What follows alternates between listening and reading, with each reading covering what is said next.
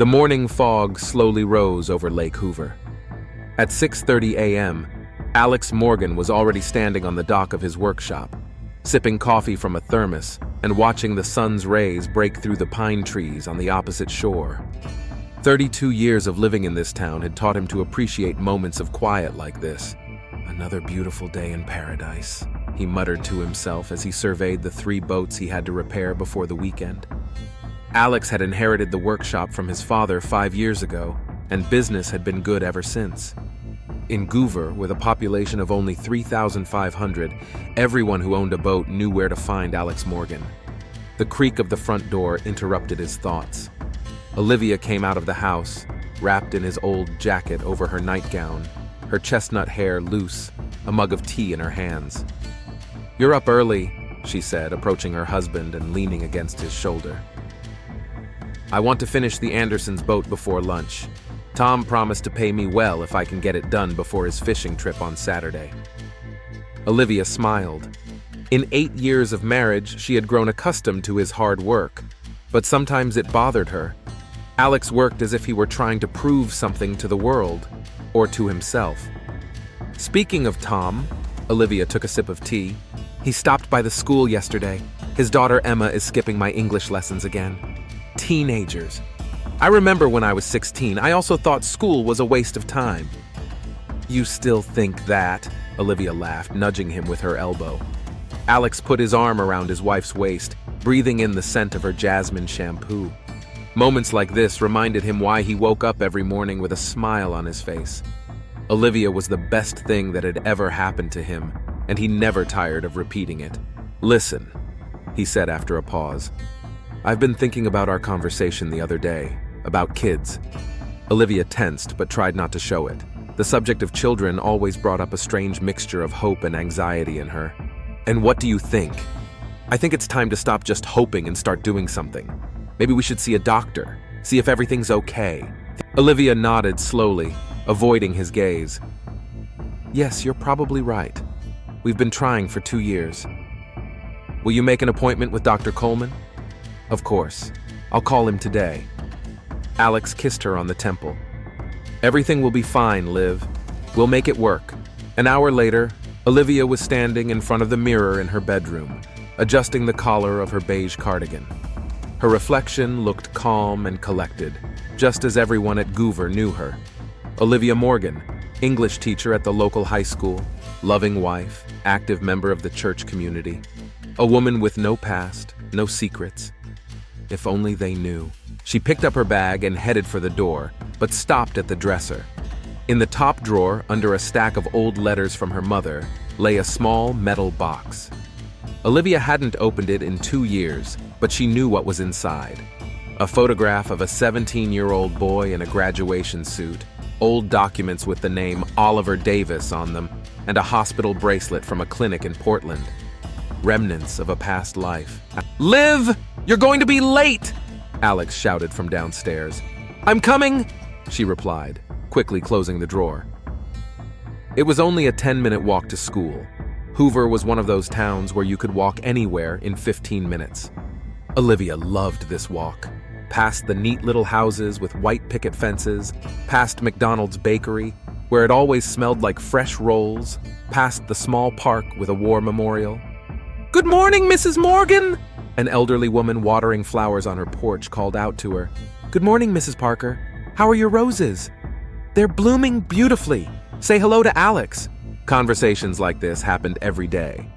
In a small town, everyone knew each other and took an interest in their neighbors' affairs. It was cozy and at the same time difficult. Every day, Olivia played the role she had created for herself 10 years ago, and with each passing year, that role became more and more real. The usual hustle and bustle awaited her at school. 17 students in class, essays to grade, a parent-teacher conference on Friday. But today, something was different. During third period, the secretary brought in an envelope with no return address. "This came in the morning mail," said Mrs. Holmes, the elderly secretary who had worked at the school for 30 years. Olivia took the envelope with a slight feeling of unease. Her name was written in block letters in black pen. Inside was a folded piece of paper with a short printed sentence. "Nice town. It would be a shame if anyone found out the truth about Miss O. Olivia felt the blood drain from her face. Her hands trembled, and she quickly stuffed the letter into her bag, looking around. The students were busy with a writing exercise and didn't notice anything. Miss O. No one in Hoover knew her real name. No one knew who she was before she arrived here 10 years ago with new documents and a new life. It was impossible. After class, Olivia locked herself in the teacher's lounge and reread the letter several times. The handwriting was unfamiliar, the paper ordinary. No clues, no hints. Just a threat, hanging in the air like the sword of Damocles. She took out her phone and dialed Dr. Coleman's clinic. Hoover Clinic, good afternoon. Hi, this is Olivia Morgan. Can I make an appointment with Dr. Coleman? As soon as possible, please. Of course, Mrs. Morgan. She has an opening tomorrow at 2 o'clock. Would that work? Yes, that's perfect. Thank you. Olivia hung up and looked at the letter again. Maybe it was just a coincidence. Maybe someone was just trying to scare her. After all, no one had suspected anything in 10 years. But deep down, she knew that her past had finally caught up with her. That evening at home, everything was as usual. Alex talked about work, she talked about school. They cooked dinner together, watched the news, and discussed plans for the weekend. A normal, happy married life. But Olivia couldn't stop thinking about the letter. She imagined their perfect little world collapsing, Alex looking at her when he found out the truth. She imagined the looks on the faces of her neighbors, colleagues, and students. Are you okay?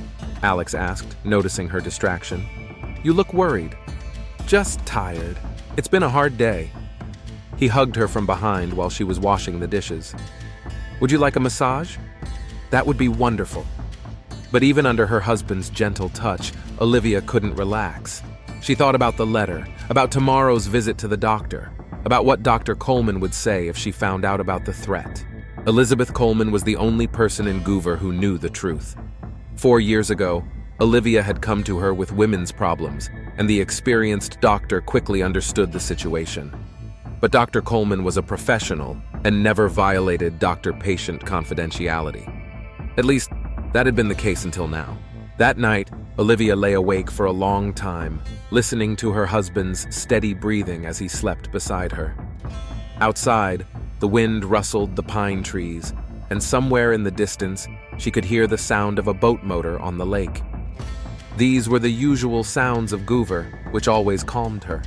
Today, they sounded like a warning. Portland, Maine, 10 years ago.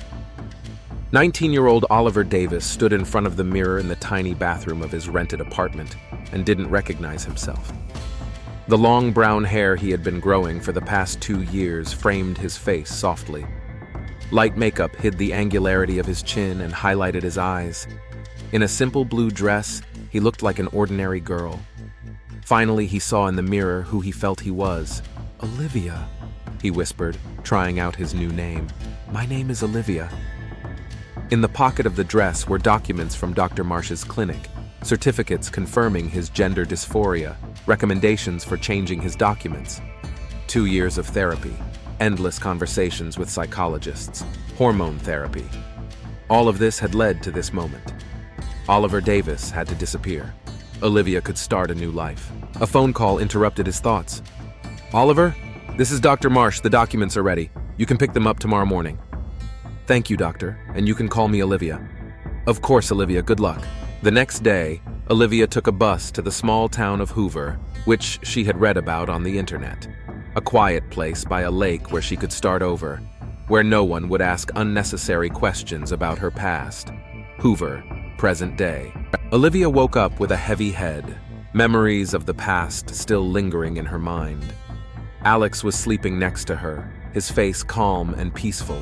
She got up quietly and went to the kitchen where she made herself some coffee and took out yesterday's letter again. It's a beautiful town. It would be a shame if anyone found out the truth about Miss O. Who could know? In 10 years in Hoover, she had been careful, never talking about her past. Officially, Olivia Davis had come from Boston after graduating from college. It was a simple story that no one questioned. The sound of footsteps on the stairs made her quickly hide the letter. Alex came downstairs in his pajama bottoms and an old t-shirt, disheveled and sleepy. Up early, he muttered, kissing her on the cheek. I couldn't sleep. I was thinking about today's doctor's appointment. Are you nervous? Olivia nodded.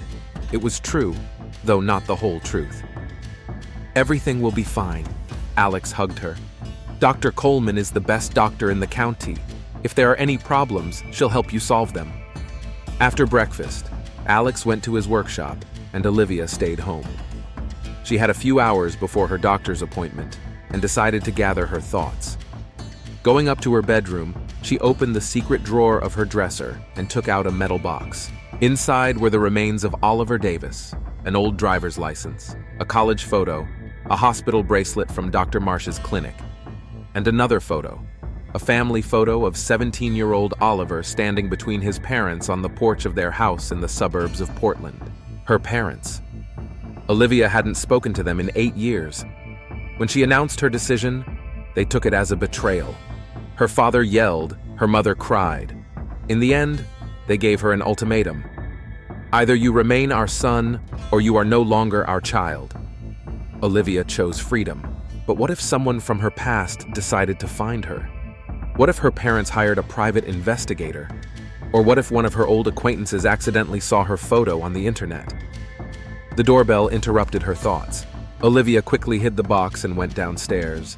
The mailman, Jim, was standing at the door with a package for Alex. Good morning, Mrs. Morgan. How are you? I'm fine, thank you. Alex is in his workshop. Give him the package. By the way, Jim lowered his voice. I saw someone loitering around your house late last night. An unfamiliar man, about 50 years old. Maybe you should tell Tom Anderson. Olivia's heart skipped a beat. Have you seen him before? No, definitely not local. Tall, gray hair, expensive clothes. He stood by the fence for about 10 minutes, then left.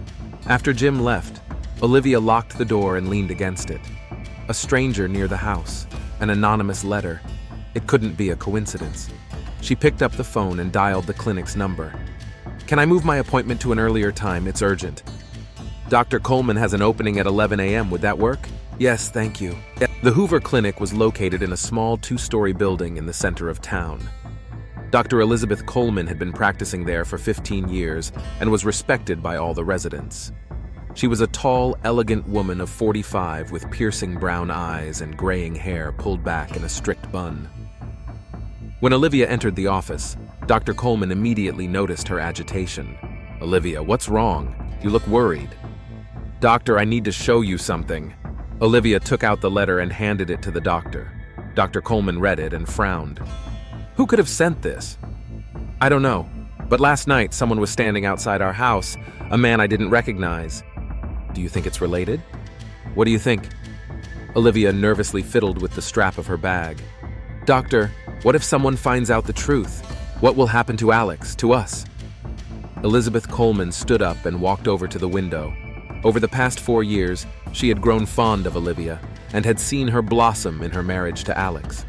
She had seen their happiness and their dreams of having children, and she knew the price they had paid for it. Olivia, in all my years of practice, I have never told anyone about your affairs, and I'm not about to start now. But what if this man knows about our meetings? What if he traced the connection? Then we'll deal with it together. The doctor turned to her. But first, tell me everything you know about this stranger. Olivia told her about the postman's words and her suspicions about her past. Dr. Coleman listened attentively, asking clarifying questions from time to time. Is there anyone else who might know about your past? Friends from Portland? Colleagues? I cut off all ties when I moved. No one knew where I went. What about your parents? Olivia paused. We haven't spoken in 8 years, but what? Last year, my mom tried to contact me on Facebook. I didn't respond, but she could have found out where I live. Dr. Coleman nodded. We need to be careful. If someone is really trying to blackmail you, this is serious. What should I do? Nothing for now. Just carry on as normal. But if you get another letter or see this man again, call me immediately. And think about telling Alex. No! Olivia jumped up from her chair. He won't understand. He won't be able to cope. Olivia, he's your husband. He loves you. He loves the woman I've become, not who I was. Dr. Coleman sighed. She understood Olivia's fears. but she also understood that secrets had a way of destroying relationships even more than the truth. "All right, we won't say anything to Alex for now, but promise me you'll be careful." Olivia nodded and started to leave, but the doctor stopped her. "Speaking of Alex, you didn't come here just because of the letter, did you?" "Yes, we want to have a baby. We've been trying for 2 years, but nothing's working." The doctor's face became serious. It was a delicate subject they had avoided all these years. "Olivia, you do understand that in your situation, natural pregnancy is impossible? I know, but there are other options, right? Surrogacy, adoption? Of course, but that will require some explanation. Alex will have questions." Olivia lowered her head. She hadn't thought about that before, hoping too much for a miracle. "Then what should I do?" "Nothing for now. Tell Alex that we're running some tests. That will give us time to think about the best solution." After the clinic, Olivia walked around the city for a long time, not daring to go home. Hoover was so small that you could walk around it in an hour. She passed the school where she worked, the church where she and Alex were married, the cafe where they had their first date. Every place reminded her of the life she had built here, of the happiness that could be reduced to dust because of one letter. Near the lake, she sat down on a bench and took out her phone. She stared at the screen for a long time, then dialed the number she knew by heart, even though she hadn't called it in years. "Hello?" The woman's voice sounded older than she remembered. "Mom? It's Oliver, Olivia." A long pause. "My God. Oliver, where are you? We've been looking for you for so long." "Mom, someone knows where I live. Someone is threatening me. Is it you?" "What? No, of course not. We didn't tell anyone, but what?" "Your father hired a private investigator last year. We wanted to know if you were alive." Olivia closed her eyes. So it was true. They had found her. "What's his name? The detective?" "David Black. But Oliver, Olivia, can we talk? Meet up, we miss you." "No, Mom, I'm sorry, I have to go." Olivia hung up the phone and sat staring at the smooth surface of the lake. David Black. Finally, the threat had a name. Alex was waiting for her at home with a bouquet of wildflowers. "How was the doctor's appointment?" he asked, hugging her. "Fine. Dr. Coleman said I need to have some more tests done. The results will be back in a week." "What does she think about our problems conceiving?" Olivia hesitated. "She said it's a fairly common problem. Many couples need time." Alex nodded, but she could see the disappointment in his eyes. He wanted children so badly. He had been talking about it since they got married, and she couldn't give him what he wanted most. "Everything will be fine," she said, convincing herself more than him. But deep down, Olivia knew that their perfect world was starting to crack, and she didn't know how to save it. That night, after Alex fell asleep, she took out the letter again and reread it by the light of the desk lamp. David Black was somewhere nearby. He knew her secret, and he wasn't going to let it go. David Black sat in a rented car across from the Morgan house, sipping cold coffee from a paper cup. 52 years as a private investigator had taught him patience, but this case was special. It wasn't every day you had to track down someone who had completely changed their identity. When Robert and Mary Davis hired him a year ago, they just wanted to know if their son was alive. "Oliver disappeared 8 years ago," Mrs. Davis said through her tears. "We said terrible things to him. Now we can't find peace." Black found a trail through medical records, then through a change of identity. Oliver Davis became Olivia Davis, then Olivia Morgan. It's a beautiful story of transformation, but his parents paid for the truth. The whole truth. His phone vibrated. A message from his clients. "How's it going? Any news?" Black typed his reply. "Found her. Lives in Gower, Maine. Married. Works as a teacher. We'll send full report soon." He didn't mention the letter he had sent yesterday. That was his own initiative. Sometimes you had to shake things up a little to get the full picture. At that moment, Olivia was standing in front of the mirror in the school staff room, trying to tidy herself up. She hadn't slept well all night, and it showed. Dark circles under her eyes, pale skin, trembling hands. "Mrs. Morgan, are you all right?" asked Jenny Carter, the young math teacher. "Just tired. Sleepless night. Maybe you should go home? I can cover your classes." Olivia shook her head. Staying home meant thinking, and thinking was dangerous. At least at school, she could distract herself with work. But even during class, her thoughts returned to David Black. What did he want? Just to find her for her parents or something more? And most importantly, did he know about Alex? After the third class, another letter was delivered. "It came by courier," said Mrs. Holmes's secretary. "Urgent delivery." This time, the envelope was thicker, more expensive. Inside was a photograph. Olivia leaving Dr. Coleman's clinic. The picture had been taken yesterday after their conversation. And a short note. "Interesting conversations with the doctor. I wonder what her husband will say." Olivia's legs buckled. She sank into a chair, trying to catch her breath. Black didn't just know where she lived. He was watching her every move. With trembling fingers, she dialed the clinic's number. "Dr. Coleman, this is Olivia. I need to see you. Urgently." "What's wrong?"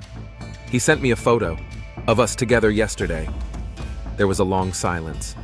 "Come right away. Use the back entrance." Olivia lied to her colleagues that she wasn't feeling well and drove to the clinic. Dr. Coleman was waiting for her in her office with the blinds closed. "Let me see," she said, taking the photo and studying it closely. "Professional work, good camera, right angle." "What should we do?" "Nothing for now. He's playing with you, trying to scare you, but he hasn't made any real threats yet." "What if he goes after Alex?" Dr. Coleman thought for a moment. "Then we need to be ready. Olivia, what if—" She was interrupted by a knock on the door. "Dr. Coleman? Excuse me, but Mr. Morgan is here. He says it's urgent." Olivia paled. Alex was here? Now? "Hide in the next office," the doctor whispered quickly. "Quick!" Olivia darted into the next room just as the door opened and Alex entered. "Alex! What a surprise! What brings you here?" "Doctor, sorry to bother you. The thing is, I'm very worried about Olivia. She's been acting strange and nervous lately, and today she left school saying she wasn't feeling well." Olivia could hear every word from the next room. Her heart was beating so loudly that she was afraid it would be heard. "I understand your concern," Dr. Coleman said cautiously. "But you know, I can't discuss medical matters with patients, even their spouses, without their consent." Of course. It's just that we've been trying to have a baby for 2 years. Olivia is very upset about it. Could that be affecting her condition?" "It's quite possible. Problems conceiving are very stressful for couples. Is there anything I can do? Any tests I can take? Exams?" Dr. Coleman hesitated. This was a dangerous moment. One careless word could ruin everything. "Alex, why don't you come see me next week? Bring Olivia with you. We'll do a complete examination of both of you." "Great. Thank you, doctor. You have no idea how important this is to us." After Alex left, Olivia returned to the office. She was as pale as a sheet. "He suspects something," she whispered. "No, he's just worried. That's normal for a loving husband." "What about the checkup? What are we going to tell him?" Dr. Coleman sighed. "We'll have to improvise. Let's say you have a hormone imbalance that needs treatment. That will buy us some time." "Time for what?" "To decide what to do about the detective." Olivia nodded, but inside she was gripped by fear. Lies begat more lies, and soon she would no longer be able to control the situation.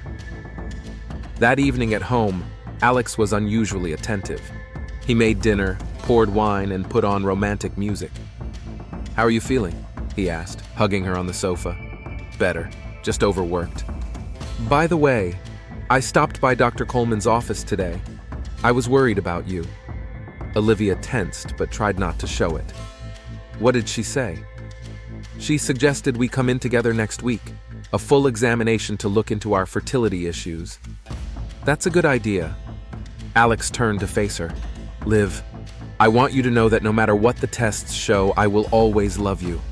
Kids are great, but you're the most important thing to me." Tears welled up in Olivia's eyes. If only he knew the truth she was hiding. "I love you too," she whispered. That night, Olivia couldn't sleep again. She lay there listening to her husband's breathing and thinking about how quickly her carefully constructed world was falling apart. David Black was tightening the noose around her, and she didn't know how to get out of it. The next morning, a surprise awaited her. Alex offered to drive her to work. "I want to spend more time with you," he said, kissing her on the cheek. On the way to school, They drove past Mary's Cafe, where a man in an expensive suit was sitting at a table by the window. He had gray hair, attentive eyes, and a notebook in front of him. David Black. Olivia instinctively ducked, but it was too late. Their eyes met through the car window. Black nodded slowly, as if greeting an old acquaintance. "Who's that?" Alex asked, noticing her reaction. "I don't know. He looked familiar." "Not local. I'd remember someone like that." At the school, Alex kissed her goodbye. "See you tonight. I love you." "I love you too." But when his car disappeared around the corner, Olivia saw Black's sedan slowly following behind. The detective was no longer hiding. It was a show of force. A third letter was waiting for her in the teacher's lounge. This time it contained a demand. "Tomorrow, 8 p.m., the old pier on the north shore of the lake. Come alone. It's time to talk." Olivia clenched the letter in her fist. So the games were over. Black was moving on to active measures. She took out her phone and dialed Dr. Coleman's number. "He wants to meet, tomorrow evening." "No way, it could be dangerous." "What if I don't go? He might go to Alex." "Then I need to tell you something." "What?" "Not over the phone. Come over after school." The rest of the day passed in a fog. Olivia automatically taught her classes, checked notebooks, and answered students' questions. But her mind was far away. After school, she drove back to Dr. Coleman's office. This time, the doctor greeted her with a grim expression. "Olivia, I should have told you this earlier. I have secrets too." "What secrets?" 8 years ago, when you first came to Hoover, you weren't the only one hiding your past." Olivia frowned. "I don't understand. At the time, I was having problems with my medical license. I was accused of prescribing the wrong medication to a patient who later died. The charges were dropped, but my reputation was ruined. I moved here to start over. And what does that have to do with anything?" "David Black knows about it. He's been digging up dirt on everyone connected to you, and now he can use my secret against both of us." Olivia felt the ground slip away beneath her feet. "So he can blackmail you too?" "Exactly. If the story comes out, I could lose my license, and you'll lose the only person who knows the truth and is willing to help you. What should we do?" Dr. Coleman walked over to the window and stared out at the street for a long time. "There is one option, a radical one." "What is it?" "We can get ahead of him. Tell Alex everything ourselves, on our terms." "No!" Olivia jumped up from her chair. "I can't. He won't understand." "Then we have only one option." "What is it?" "Go meet with Black and try to work something out." Olivia closed her eyes. She was trapped with no way out. Whatever she chose, her perfect life was doomed. "All right," she whispered. "I'll go see him tomorrow night." "I'll go with you." "No, he said to come alone." "Then I'll stay nearby, just in case." That evening at home, Olivia tried to act normal. She made dinner, watched TV with Alex, and discussed plans for the weekend. But inside, her anxiety grew. Tomorrow everything could change. Tomorrow she would find out what David Black wanted. And maybe tomorrow her carefully guarded secret would no longer be a secret. Before going to bed, Alex hugged her especially tightly. "You know you can tell me anything, right?" he whispered in the dark. "I know," Olivia lied. But deep down, she knew there were things that could destroy even the strongest love. And tomorrow she would find out if she was willing to risk everything for the truth. Outside, the wind rustled in the pine trees, and somewhere on the lake, a motorboat started up. The usual sounds of Hoover, which used to calm her down. Today they sounded like a farewell. On Wednesday evening, Olivia told Alex that she was going to a meeting with colleagues about a school event. Lying was becoming easier for her, which frightened her. "Don't be late," Alex said, kissing her goodbye. "And be careful. It gets foggy on the lake in the evenings." If only he knew what danger really awaited her. The old pier was a 20-minute drive from her house, on the north shore of the lake, where there used to be a sawmill. Now all that remained were a few dilapidated buildings and a wooden dock that local fishermen sometimes used for night fishing. Olivia parked her car by the road and walked down to the shore. The sun was setting behind the pine trees, painting the lake in golden hues. At any other time, she would have found the place romantic. David Black was already waiting for her, standing at the edge of the pier. In his expensive gray suit and leather shoes, he looked out of place in this wild setting. "Miss Davis," he said when she approached. "Or would you prefer Mrs. Morgan?" "What do you want?" Olivia stopped a few feet away from him. "Straight to the point, I like that." Black took a folder out of his pocket. "Your parents are very worried about you. 8 years without a word?" "They wanted it that way." "Yes, I've read the correspondence. A sad story. But people change, Miss Davis. Your parents, too. If you're here to reunite the family, you've wasted your time." Black smiled. "Oh no, family drama isn't my specialty. I'm interested in more practical matters." Olivia felt a chill in her stomach. "Such as?" "You see, your story of transformation is quite instructive. Oliver Davis disappears in Portland, and a few months later, Olivia Davis shows up in Hoover. New identity, new life, successful marriage. He slowly walked along the pier. The American dream in action. What are you getting at? That stories like yours are worth a lot of money, especially when it comes to keeping secrets. So it was blackmail. Olivia had suspected it for a long time, but now it was obvious. "How much?" she asked. "Let's be honest, $50,000 is a small price to pay for keeping your idyllic life." "I don't have that kind of money." "But your husband does. His workshop brings in a good income, plus he inherited from his father. I'm sure you'll find a way." Olivia shook her head. "Even if I get the money, what guarantees that you won't come back for more?" "My word as a gentleman." "The word of a blackmailer is worth very little." Black frowned. "No rudeness, Miss Davis. I'm offering you a fair deal, money in exchange for silence. And if I refuse, then tomorrow morning your husband will receive a very interesting folder in the mail with photographs, medical records, and witness statements." Black tapped the folder in his hands. "I'm afraid his worldview will be greatly shaken."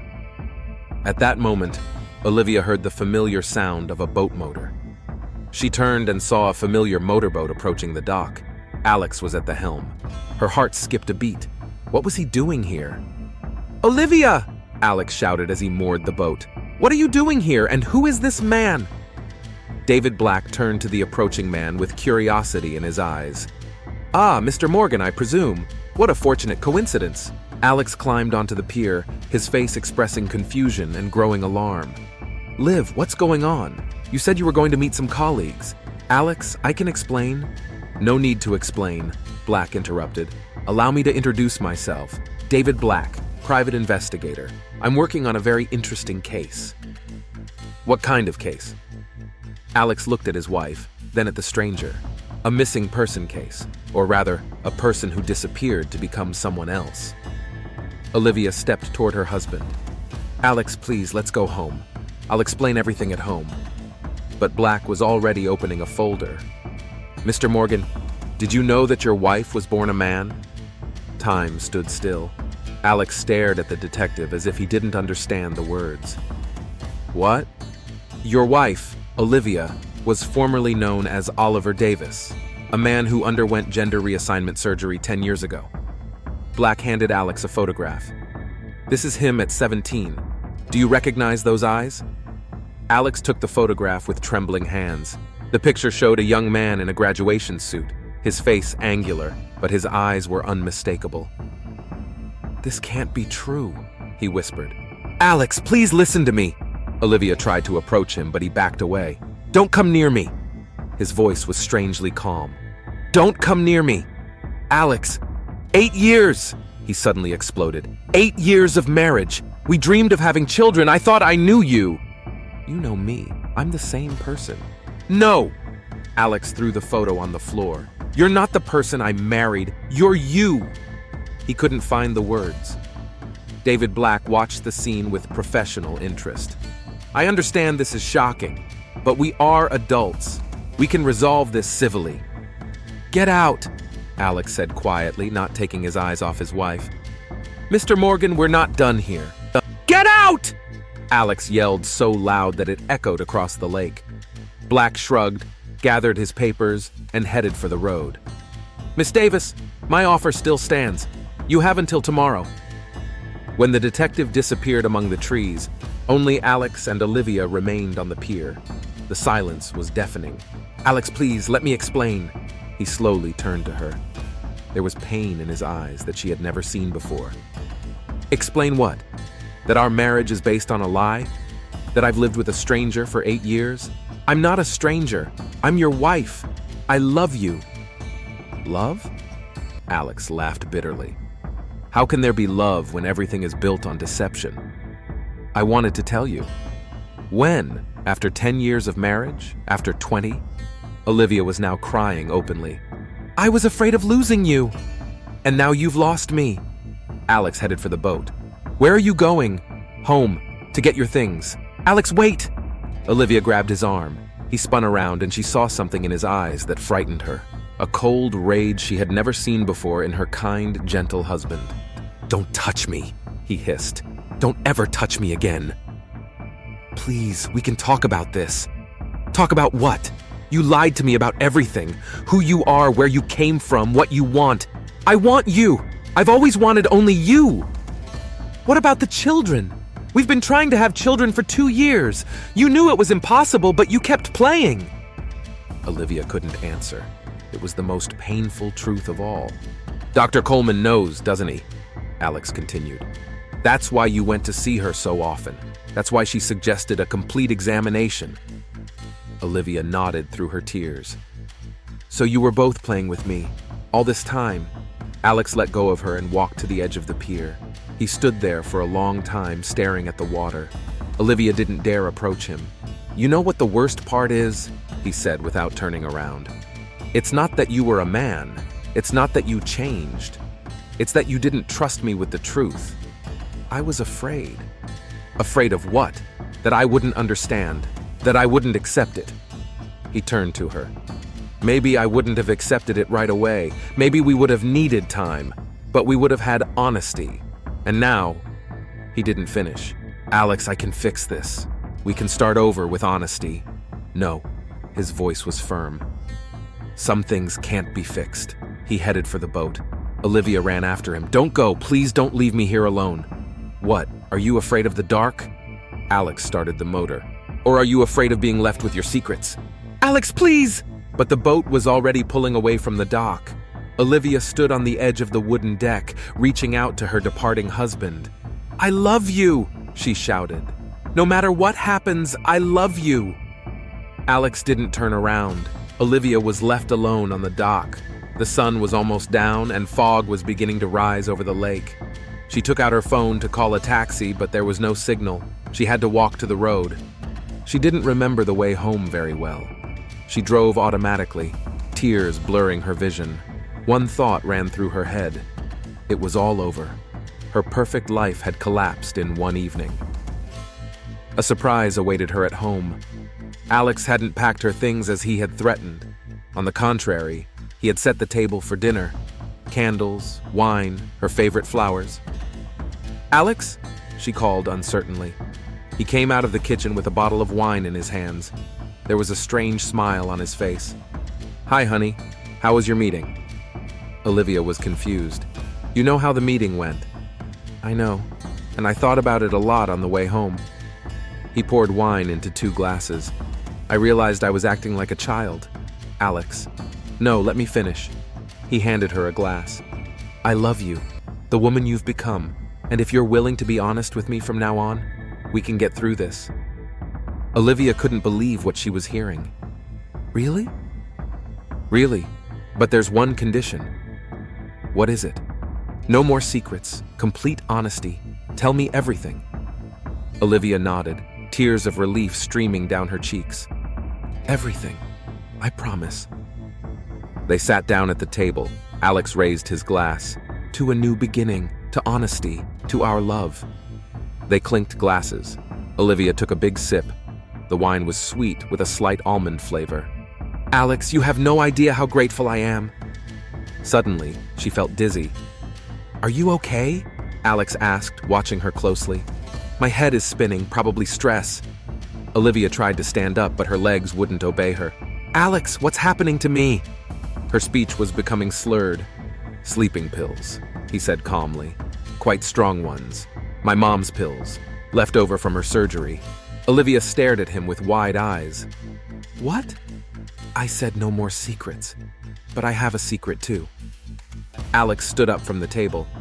I can't live with someone who's been lying to me for 8 years. Alex, no. Olivia tried to stand up, but her body wouldn't obey her. You know what's funny?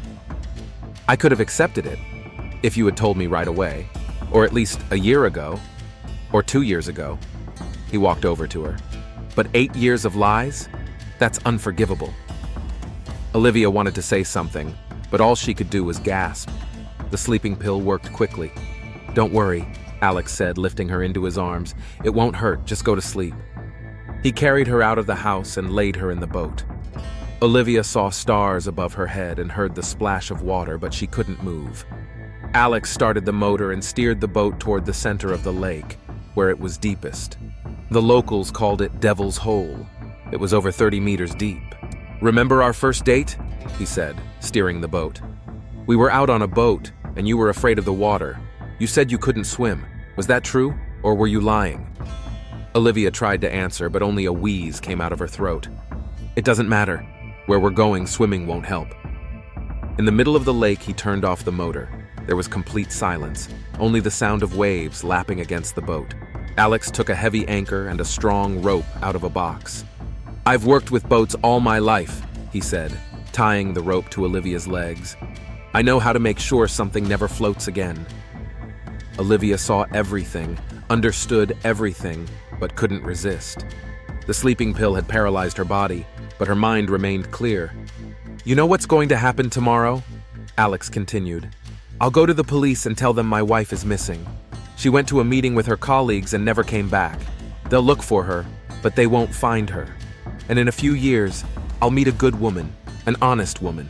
I'll have children with her. He lifted her up. Olivia felt the cold night air. Goodbye, Olivia. Or Oliver. I don't know what to call you right now. The last thing Olivia saw was the face of the man she loved more than life itself. A face contorted with pain and rage. Then there was only the cold, black water of the lake. Alex sat in the boat for a few more minutes, staring at the spot where his wife had disappeared. Then he started the motor and drove home. At the dock by his workshop, he carefully washed the boat, wiped away all fingerprints, and checked for any evidence. At home, he removed the candles and flowers, washed the glasses, and threw away the remaining sleeping pills. Then he went to bed. The next morning, Alex Morgan woke up a widower. Alex woke up at 6:47 a.m. to the sound of his own heartbeat. He lay motionless for a second, staring at the ceiling, trying to understand why he felt so strange. Then he remembered. Olivia wasn't there. She would never be there again. He got up, took a shower, shaved, and made coffee. Everything was as usual, except his hands were shaking slightly as he held the mug. At 8:30, he dialed the police. Hoover Police Station. This is Alex Morgan. I want to report a missing person. My wife didn't come home last night. Half an hour later, a patrol car pulled up outside the house. Senior Officer Dan Hughes had been working in Hoover for 12 years and knew the Morgan family well. Alex, tell me what happened. Olivia left around 7 yesterday to meet with some colleagues about a school event. She said she'd be home by 10. I waited all night, called her, but her phone isn't answering. Hughes wrote down the information in his notebook. Do you know where the meeting was? No, she didn't say. I thought maybe at school or at a cafe. Which colleagues? Alex feigned confusion. I don't know, she didn't say. She mentioned something about getting ready for prom. What about her car? She took my Honda. It's blue, license plate number. Alex gave him the number. Hughes nodded. We'll check the hospitals and talk to the school. Maybe she decided to spend the night at a friend's house.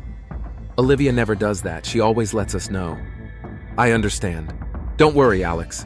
In most cases, people turn up within 24 hours. After the police officer left, Alex sat down in his workshop and tried to work. But he couldn't concentrate. He couldn't get Olivia's face out of his mind, the way she looked when he last saw her, her eyes wide with horror and disbelief. At noon, Sheriff Tom Anderson called. Alex, I'm handing the case over to a detective from the state, Michael Wright, an experienced investigator. He wants to talk to you. Sure, anything to help find Olivia. Detective Michael Wright arrived in Hoover at 2 in the afternoon. He was a man in his 40s with attentive gray eyes and a neatly trimmed beard. His demeanor was professionally polite, but Alex felt that his every word was being analyzed. "Mr. Morgan, tell me about yesterday in detail." Alex repeated his version, adding details. How Olivia had been upset about work the last few days. How he had offered to drive her to her meeting, but she had refused. How he had waited until midnight and then decided she had stayed at work. "Did you try to find her last night? To be honest, we had a bit of an argument recently. I thought she wanted to be alone." "What did you argue about?" Alex hesitated. "About children. We've been trying to have a baby for 2 years. Olivia is very upset that it's not working out." Wright nodded. "I see. How have your relationship been lately?" "Good. We love each other. It's just a sensitive subject for both of us." "Tell me about your wife's friends. Who could she turn to?" Alex named a few colleagues and neighbors. Wright wrote everything down. "What about family? Relatives?" "Olivia doesn't have any close relatives. Her parents died when she was young." It was a lie, but Alex hoped no one would dig too deep. After talking to the detective, Alex drove to the school. The principal, Mrs. Wilson, was shocked by the news. Olivia left school early yesterday saying she wasn't feeling well. She didn't have any meetings scheduled with colleagues. Alex feigned surprise. "That's strange. She definitely mentioned a meeting." By evening, Olivia's Honda was found in a parking lot at a shopping center in a neighboring town. There were no signs of a struggle, no clues. The car was locked, the keys were under the front seat. Wright came back to Alex. "Interesting that the car was found in Milford. Did your wife go there often?" "Sometimes. For shopping. There's a better selection of stores there." "Did she have plans to go there yesterday?" "She didn't say. But maybe she decided to buy something for a school event."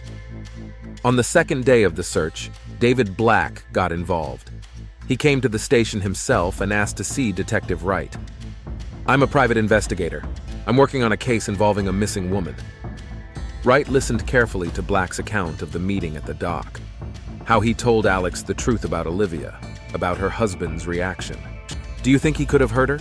"I don't know, but he was very angry, and he has a boat." After talking to Black, Wright looked at the case in a new light. He checked the boat registration records. Alex did indeed own a motorboat. He checked the lake. The deepest part was over 30 meters deep. That evening, the detective returned to Alex's house. This time, the conversation was more tense. "Mr. Morgan, you didn't tell me about your meeting with a private investigator." Alex felt his mouth go dry. "What investigator?" "David Black. He says he met you and your wife at the old pier." "Oh yes, I forgot about that. To be honest, I didn't know who he was. Olivia said it was some kind of mistake." "He claims he told you about your wife's past." Alex was silent. Too long. "What exactly did he tell you?" Wright continued. "Some nonsense. That Olivia was supposedly a man. Complete nonsense." "And how did you react?" "I told him to get lost. I thought he was crazy." Wright studied Alex's face. "And then what happened?" "Nothing. Olivia and I went home." "Together?" Alex paused again. "No. She stayed at the dock, said she wanted to be alone. I left on the boat." "And you haven't seen her since?" "No." Wright nodded and left, but Alex knew the detective didn't believe him. On the third day, Wright spoke with Dr. Coleman. The doctor was extremely upset by the news of Olivia's disappearance. "Doctor, what can you tell me about Mrs. Morgan's condition?" Elizabeth Coleman was faced with a difficult choice. Medical confidentiality prevented her from disclosing information about a patient, but the woman was missing. She was struggling with fertility issues. She had been very nervous lately. "What about her past?" A private investigator claims she was a transgender woman. The doctor paused for too long. "Doctor, I cannot discuss medical information. Even if it could help find the missing woman?" Coleman sighed. "Yes, that's true. Olivia was transgender, but she underwent a complete transition many years ago." "Did her husband know about this?" "No, she was very afraid to tell him." This changed everything. Wright realized that Alex had a motive. On the fourth day, the detective received the results of the examination of Alex's boat. The traces had been carefully wiped away, but the experts found microscopic fibers that matched the clothing Olivia was wearing on the day she disappeared. Another phone call changed the course of the investigation. Jim, the mailman, remembered a strange man at the Morgans' house and called the police. On the evening Mrs. Morgan disappeared, I saw Mr. Morgan returning home by boat. It was around 10 o'clock. It seemed strange. He doesn't usually go out in the evenings. The evidence was coming together. Alex had a motive, an opportunity, and he had lied about his actions on the night his wife disappeared. Wright arrested him on the 5th day. Alex Morgan, you are under arrest on suspicion of murdering your wife, Olivia Morgan. When the handcuffs were placed on him, Alex finally broke down. She lied to me for 8 years, he said quietly. For 8 years, I lived with a person I didn't know. Where is the body, Alex? At the bottom of the lake in the deepest spot. I tied an anchor to it. 3 months later, in the courtroom, Alex sat next to his lawyer, listening to the verdict. Second-degree murder. 25 years in prison. David Black sat in the gallery among the spectators. After the trial, he approached Olivia's parents, who had flown in for the trial. I'm sorry, he said to Robert and Mary Davis. If I had known how it would. You were just doing your job, Mrs. Davis replied through her tears. We wanted to find our child. We found her. Olivia's body was recovered from the bottom of the lake a week after Alex's arrest. Divers worked for 2 days before finding her in the deepest part of the lake, exactly where Alex had indicated. The funeral was quiet. A few colleagues from the school, Dr. Coleman, Sheriff Anderson, and parents who hadn't known where their child was for 8 years. The headstone read, Olivia Davis Morgan, beloved daughter, wife, and teacher. Dr. Coleman often wondered if the tragedy could have been prevented, if Olivia had told her husband the truth sooner, if she had insisted on honesty, if David Black had never come into their lives. But if doesn't bring back the dead. A year later, a new family moved into the Morgan house. The workshop by the lake closed, and the boats were taken away by their new owners. Life in Hoover slowly returned to normal. Only sometimes, late at night, when the fog rose over the lake, the old-timers would tell the story of the teacher who kept too many secrets and the husband who couldn't forgive the lies. It was a story about how love can turn to hate when the truth comes too late.